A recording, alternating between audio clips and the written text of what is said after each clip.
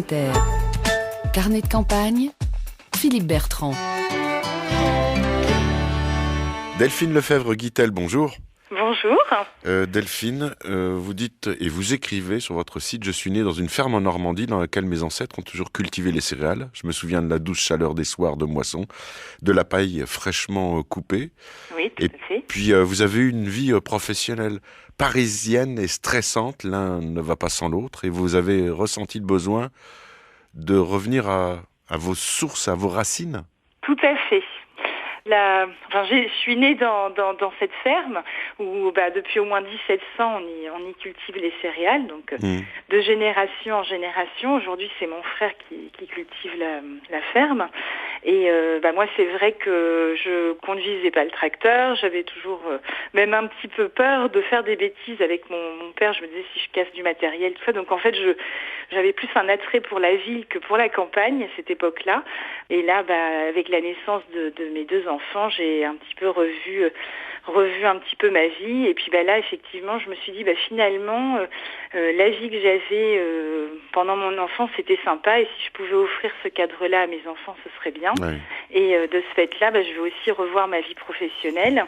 Et puis je me suis dit, tiens, je vais donner du bien-être aux gens au travers des céréales. Je me disais, tiens, ça peut être sympa. Et du coup, je connaissais les bouillottes sèches que tout le monde connaît en général avec des noyaux de cerise. Ah moi non, je connais pas. Vous connaissiez pas ? Ah non, moi, enfant, quand j'avais une bouillotte, c'était la bouillotte en caoutchouc à eau qu'on mettait au fond du lit, l'hiver. Mais ça, je me souviens pas des noyaux de cerise. Alors, ça existe depuis assez longtemps. C'est suisse à l'origine, les bouillottes en noyaux de cerise. Mais c'est vrai que je trouvais que c'était pas forcément très confortable parce que les noyaux de cerise, c'est assez gros et assez dur. Et donc, j'ai cherché des céréales plus petites. Et là, j'ai découvert la graine de cameline qui est très très fine. C'est la taille de graine de semoule. Et la cameline, excusez-moi Delphine, est cultivée en Normandie ?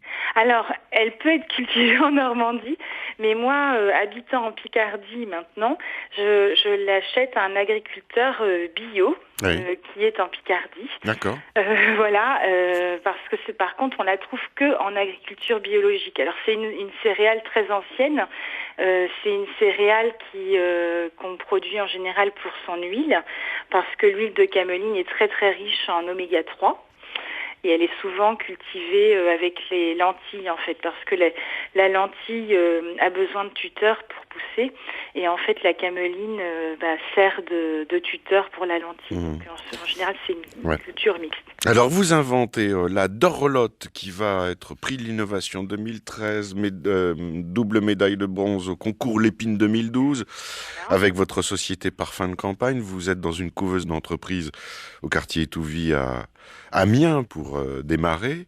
Tout à fait. Et puis alors, le principe de la Dorlote, on a parlé de la bouillotte, alors c'est une chose, mais vous avez inventé aussi les chaussons. Alors, à partir de la thermothérapie ou de la cryothérapie, c'est-à-dire que ce sont des produits avec la cameline que l'on met soit au micro-ondes pendant 1 minute, soit qu'on laisse pendant un petit moment au congélateur. L'été, pour refroidir un petit peu les pieds qui enflent sous la chaleur, on met les chaussons qui sont congelés.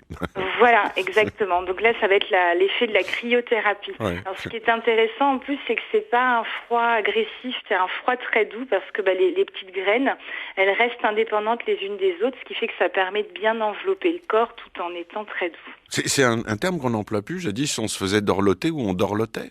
Voilà. Mais on le dit plus, ça. Oui, c'est vrai. C'est bien dommage. C'est peut-être au travers des chaussons, au travers des peluches que j'ai aussi qui dorlotent. Je me dis peut-être que ça va peut-être donner l'envie. Ouais. Aujourd'hui, on est dans une société où on a avec la politique en ce moment, on n'a plus trop confiance. On a vu là, je me dis si on peut se dorloter un peu, peut-être que le mot dorlote, c'est peut-être ça aussi finalement. Chers amis, créons le parti de la dorlote avec Delphine.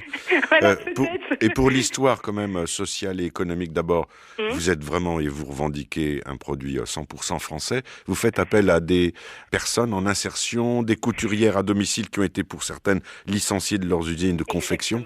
Tout à fait. Et puis moi c'est vrai que du coup je me positionne autrement par rapport aux concurrents s'il y a des concurrents qui font des choses en Chine, mais qui font avec des containers, des grosses quantités, alors que là, voilà, nous, c'est des produits par plus petite quantité. Puis même pour des magasins, on peut faire vraiment des produits qui sont personnalisés et qu'on ne trouvera pas dans d'autres boutiques, quoi. Voilà. Et c'est un petit peu aussi c'est pour être dans des boutiques de centre-ville, par exemple, qui parfois sont victimes un petit peu de désertion par rapport aux grosses boutiques des extérieurs, les grosses chaînes de magasins qu'on trouve un petit peu en périphérie, quoi. L'entreprise Parfums de Campagne et la marque Dorlotte, dorlotte.fr, la page Facebook aussi pour Dorlotte, dans la Somme pour le siège à Quérieux, très exactement. Merci Delphine. Merci beaucoup, c'est moi qui vous remercie.